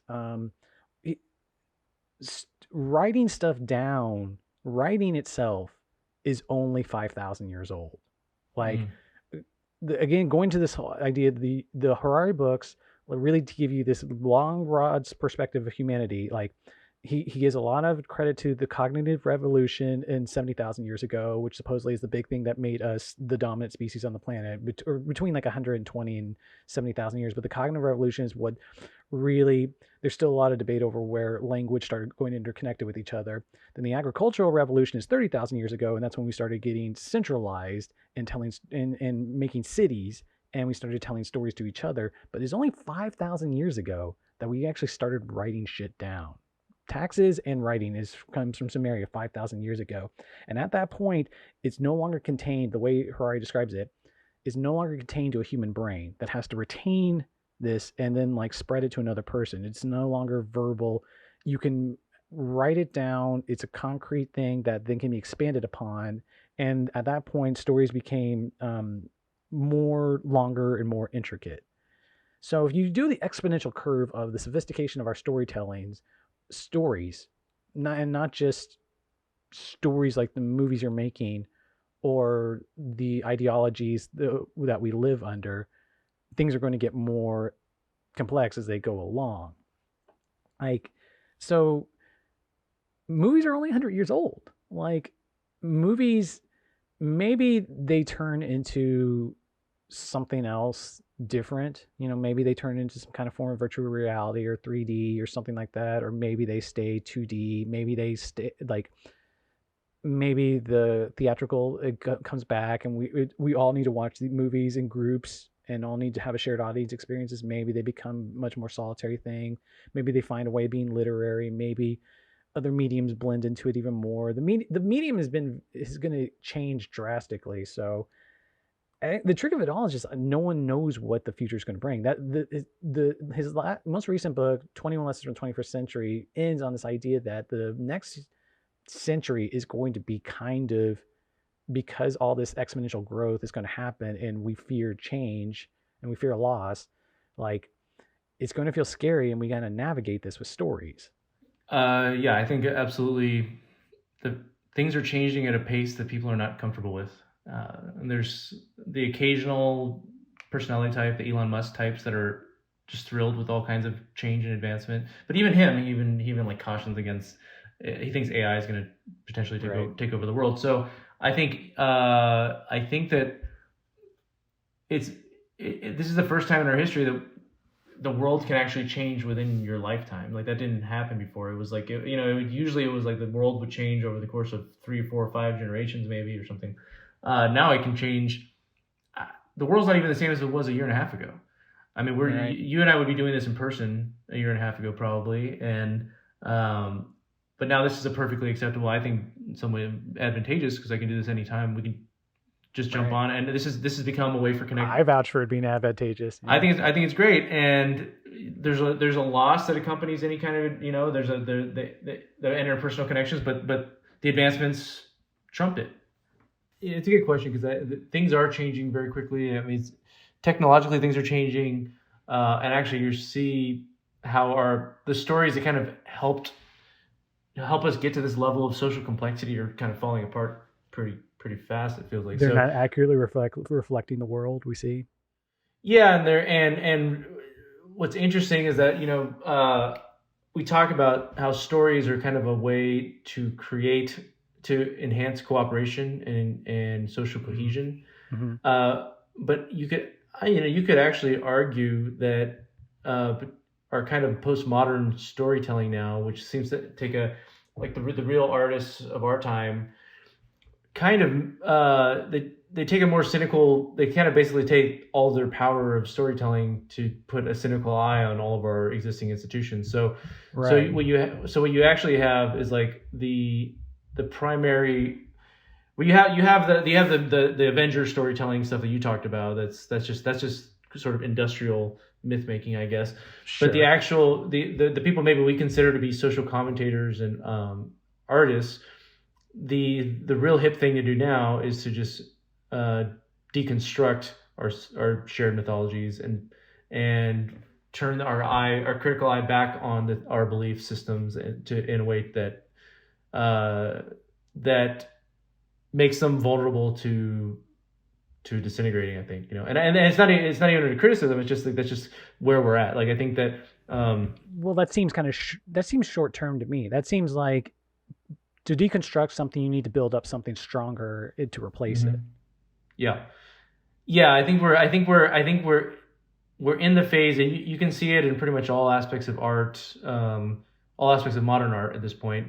That it seems to be the nature of it is it's a matter of you just go back to Picasso, and it's like it's trying to deconstruct the way we interpret images and whatever, and so it's self-reflective and it's in a way it peels back the veil on these shared illusions of how our brains work and how our shared stories work. And so kind of what we consider to be serious art now is like things that criticize nationalism, criticize the American exceptionalism. They criticize now it's like things like the patriarchy or any number of things. It's like what we consider to be more credible art at this point are designed in ways to peel back the illusions of our shared mythologies. And so for example, nationalism is something like it's an interesting double-edged sword for me as a Cuban American, because for my family, America was the mythology of America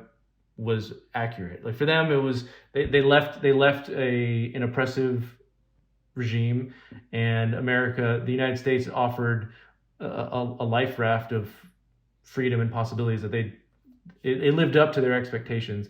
That's a very unique experience, and there's millions of other Americans who've experienced a totally different a mythology. That mythology didn't pan out for them in different ways. So for example, American exceptionalism is something that's kind of been taking a dive since the Vietnam War, I guess you could argue. Maybe is when it really took its first Watergate. First hits. Yeah, and then Watergate, and then so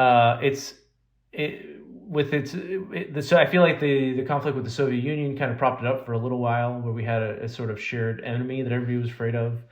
But little by little, like I think being in national pride has fallen out of favor as being first as being sort of it started off being kind of naive, like, oh, you just think your country's so great, not just our country, but it was this idea that you think a government's so virtuous or whatever, and then it went from being considered naive to then now to almost just being considered at the far extreme end. It gets tied up with racism. It gets tied up with all kinds of like really negative connotations, right. And so and there's totally valid reasons for those associations.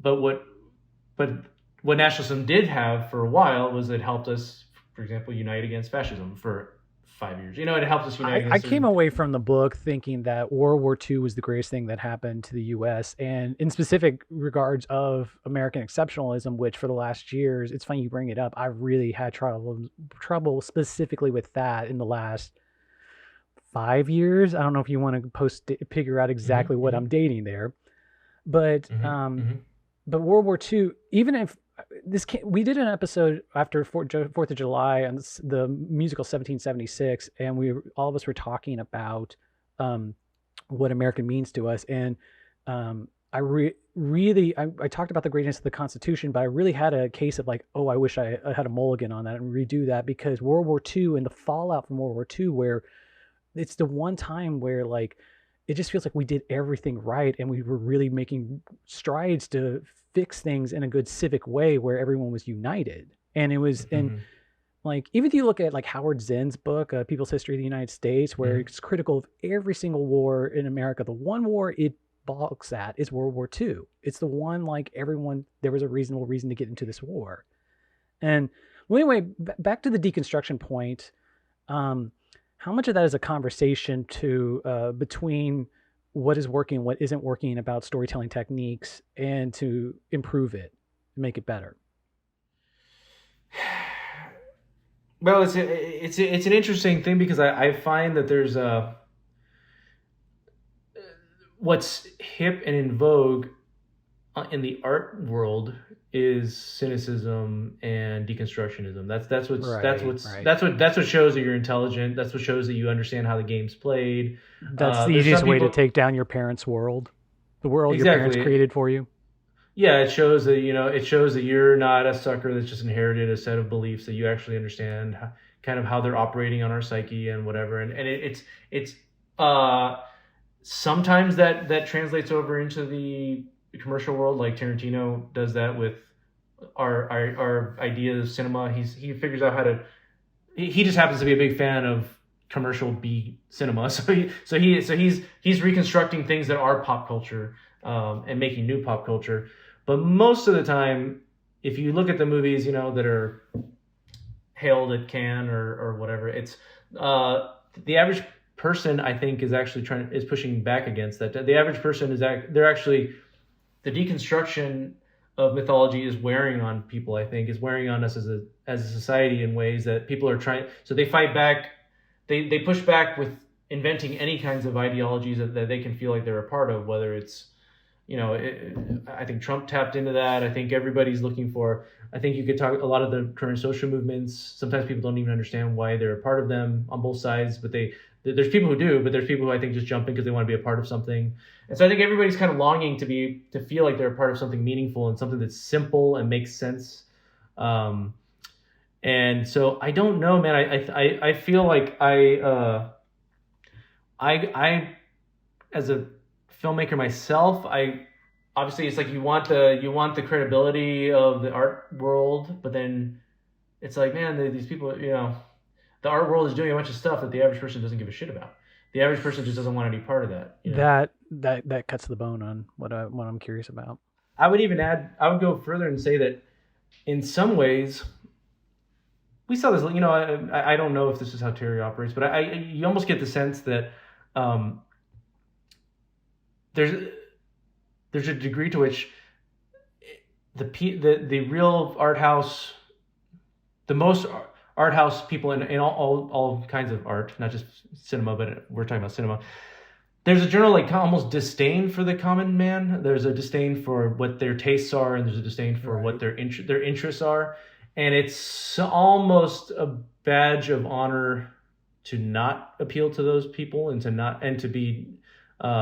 make things that they don't understand, they can't grasp. That shows that I'm not part of the mass. It's a general sort of disdain in some ways for humanity and just that I don't think is it leads to some really interesting storytelling for me. I enjoy exploring the minds of Lars von Trier. I enjoy a window into that kind of mind. But that's a different thing. Like that's not a story that's designed to unite people for a common goal. That's a story that's designed to kind of turn a critical eye back on ourselves. In the most positive sense, that's probably what it's doing. But it's not clear how that helps us get past this divisive place that we happen to be in right now.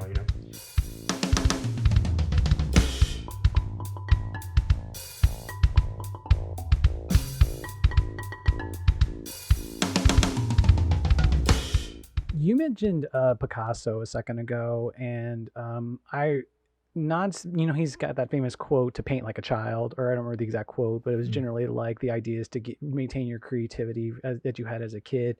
I mentioned David Graeber. I recommend his book, Bullshit Jobs.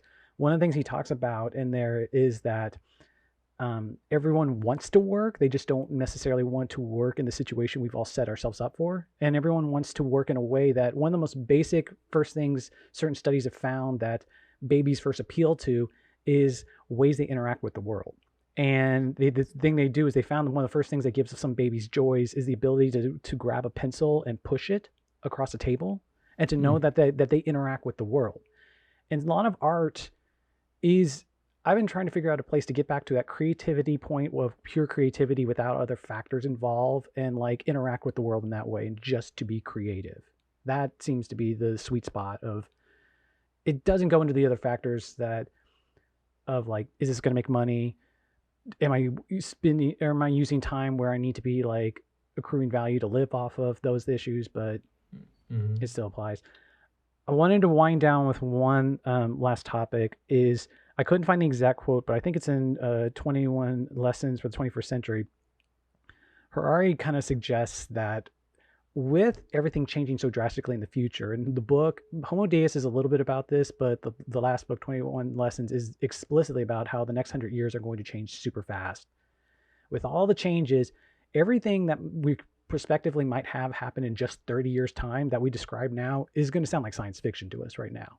But at the same time, he also has a point, like if anyone tries to describe to you the future and doesn't have a science fiction element to you, they're wrong or they're lying, because technology is growing so fast and everything's going to. So he suggests at one point that a lot of storytellers should probably switch to science fiction and should start telling more science fiction stories, just because none of us have, with the possibilities of what might happen in the next 5 years, 10 years, none of us can really predict. I've been thinking about that lately. I don't know.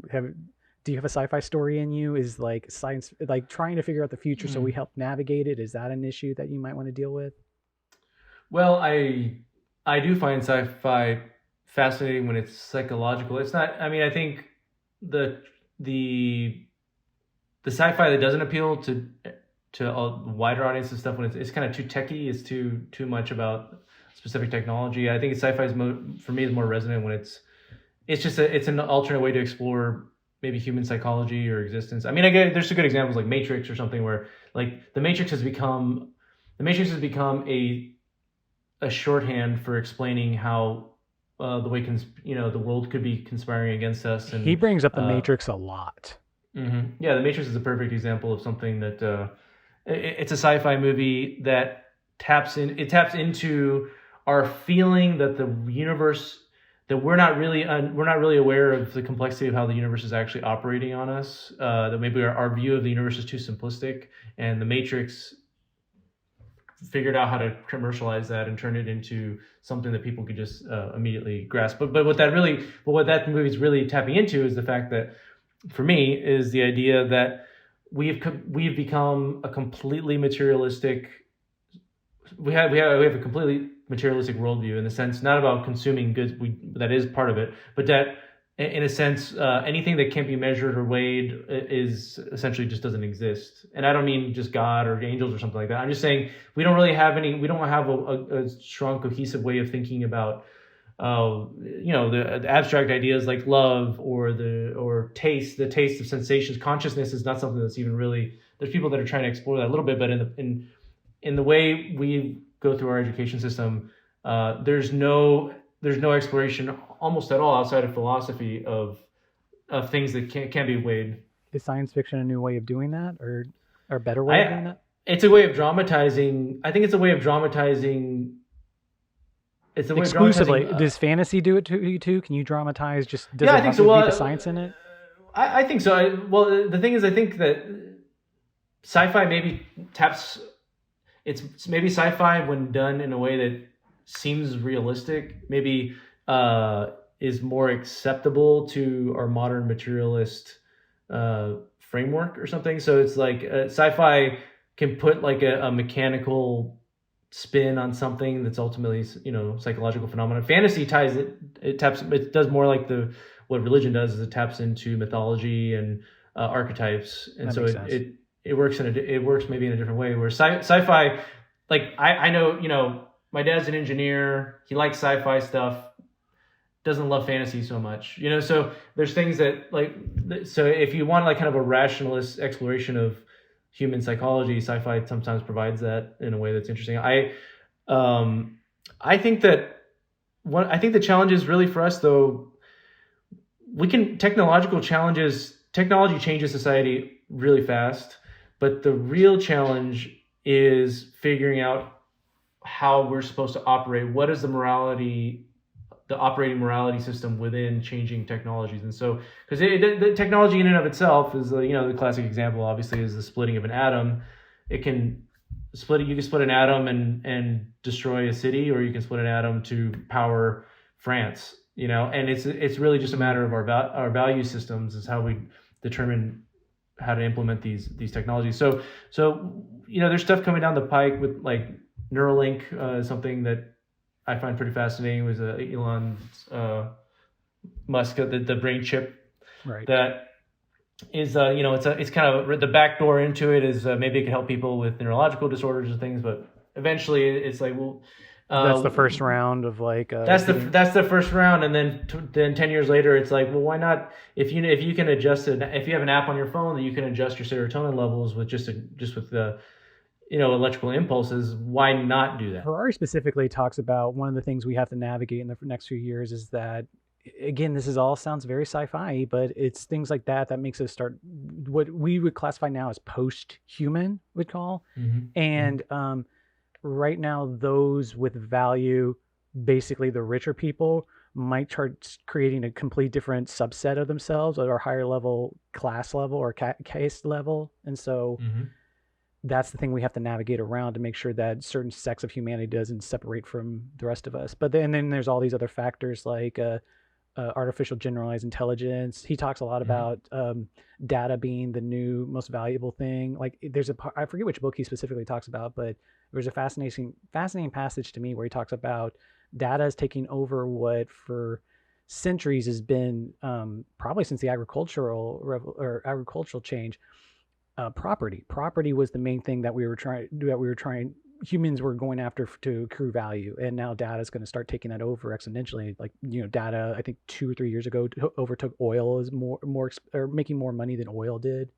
Like there's well the thing is sort of what it feels like is like the meta asset that people are after is influence over other people, and so we're so social that the reality is like we've gotten to the point where like the biggest threat to our day-to-day life outside of whatever the catastrophes of climate change might bring, realistically, day to day, the thing that influences your life the most is other people, and that's how you acquire resources. That's how you acquire influence. It obviously used to be that having lots of property was a way to, that's how you could control crops and you can make people work on those crops, and that's how you have influence. Fossil fuels became for a long time the primary way of creating wealth because you can make people move and you can make machines do work for you. Data is now a way to get people to do anything you want if you have the right data and the right message. And still relatively early stages. Yeah. So, but I do think that's going to be sci-fi is useful, and I think also I think stories that we don't really have a cohesive sense of even what a self is anymore, or what a human identity is, and so that seems like, oh, who gives a shit? That's all abstract, and what difference does it make? Well, but it's like people don't realize that we have unspoken ideas of what a human is. That like, so why not, for example, just kill somebody who's brain dead, for example? Like if you say, why are there even debates about whether or not to pull the plug on a basically this non-functioning human body? Right. There's a sense, because we've inherited, there's a sense that a human being is somehow sacred, that we don't use. Yeah, it has intrinsic value. We don't use those words anymore. We just act it out. But what happened? But we don't have a strong sense. There's also a lot of people who just think like, well, a body is just a set, it's just a set of atoms, and even I don't have free will. It's just atoms that are compelling other synapses to fire and whatever. So as you peel back, if we don't get a good strong definition, collective definition of what a human consciousness is, what is consciousness at all, then you introduce things like Neuralink, or you introduce things like general intelligence. And this is when it's, and Yuval talks about this. People like Sam Harris talk about this. Like, then you get into the dilemma of, if we don't have an idea of what the boundaries are, what's sacred, what's worth preserving, what's not worth preserving, it's very difficult to like, why not use Neuralink to completely alter a human being's personality? Is there anything sacred? For example, I'd be curious to know what you think. If you could choose, for example, to have your exact same personality, but you lose every memory you've ever had. So just going forward, you would still be Shane, but you don't remember anything from your past at all. Mm-hmm. Or you could keep all your memories up until this point, but your personality gets altered in a way that you have no idea. You're not you anymore, but you have all your same memories. Which is a greater loss? Probably the latter. I was going to mention Harari has this really great description of the self by using inside out. And he talks about just like you are multiple selves competing for different components at any given point. I don't know if you're into the current mindfulness. I wouldn't call it a trend because I'm into it, but the self not existing or the self being multifaceted fits for that. And I also like the idea that you're not a set self. Like your identity is a story your brain tells itself, and so I think I would like I want to currently, even outside your scenario, just want to believe that I'm a person that my limitations are just what I tell myself my limitations are. Like I am capable of doing whatever I'm capable of doing, it's not, the personality is not necessarily, it can change. It helps for like issues of bad psychological things like addiction or other things. Like people tell themselves they can't get over addiction, and there's obviously a lot of biochemical backing to that, but there's also the story your brain tells it that you might have a genetic disposition towards it, or I know I don't want to sound like hippy dippy about this nor unsympathetic that like it's that easy. Like it's it's a lifetime of struggle to change your personality, and you may fail at it, but it's possible. You know what I mean? It's possible to change your personality, you think? Or that's an idea you like? It's somewhere in between. Because I'm not 100% sure you can, but I like the idea that you can. Well, and you could argue that whether or not it's true that you can change your personality for the better, you're still better off believing that you can change yourself for the better. Like believing the opposite might be a quick fall into the precipice. As soon as you believe that you don't have control and don't have an ability to improve. I don't know. That's sort of that. Actually, you just gave an example of a modern useful myth that may or may not be true. It may or may not be true. I mean, Steven Pinker has the blank slate. I don't know if you ever read The Blank Slate, but Steven Pinker has this. Well, it basically just shows by analyzing statistics of doing a massive twin study, that the vast majority of our personality and the outcome of our life is genetic. Right. I have listened to some podcasts with him where he's explained. Yeah, and so it seems to be, it's largely determined by just our genes and our your parents can define you even if your parents don't raise you, just because of the genetic you exhibit traits of your parents. Yeah, and so that's why when they separate these twins, like separated at birth, the twin the twin raised by the birth parents is way more similar to the twin that was raised by adopted parents. They end up being the same, and so there seems to be evidence that you can't actually change maybe your personality or your disposition very much, but you certainly can.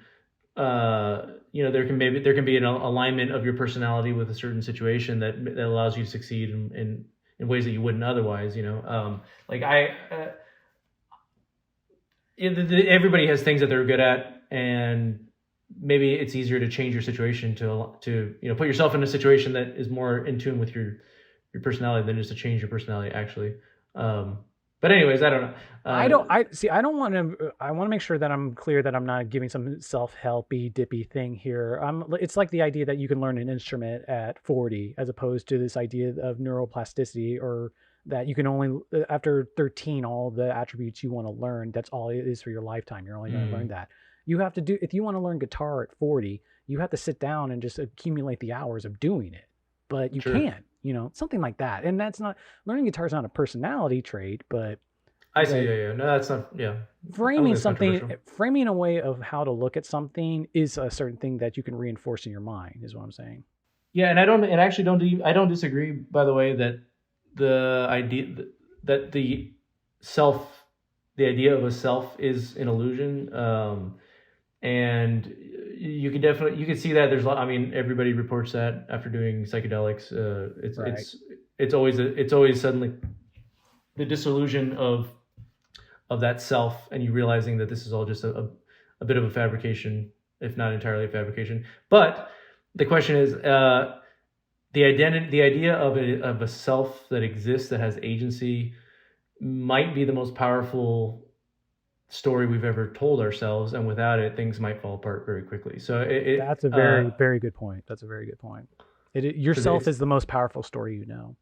And it's completely it's what motivates you to do everything and to find connections, and it's what helps you orient to decide, like, what do you do next. When you wake up in the morning, how do you choose what to do versus what not to do? The world is so infinitely vast and everything is possible. How do you even begin to prioritize? And that's typically based on ourself. Like it's based on the idea that we tell ourselves of who we are and what we're supposed to be doing, and where our actions fit into some greater narrative. And sometimes the greater narrative we have is that I'm destined to fail. I've been cursed. I'm always, and I think that that's a narrative people can tell themselves that takes them exactly where they expected. And the narratives your personal narrative doesn't always align with your outcome of your life. But that's a key point. Like the idea of what you plan to do versus even changing your framework on this doesn't change reality around you. It doesn't necessarily change reality, but it might be the best shot you have that we know of for helping to reshape the world around you. Yeah. That's how we tell the stories to ourselves, and that's potentially the the framework we have to tell stories to other people in the future. Julio Quintana, thank you for doing the podcast. We need to do more like this. Like there's no other episode like this. So. Oh, okay. Well, I'm glad, man. Yeah, let me know. I had a great time.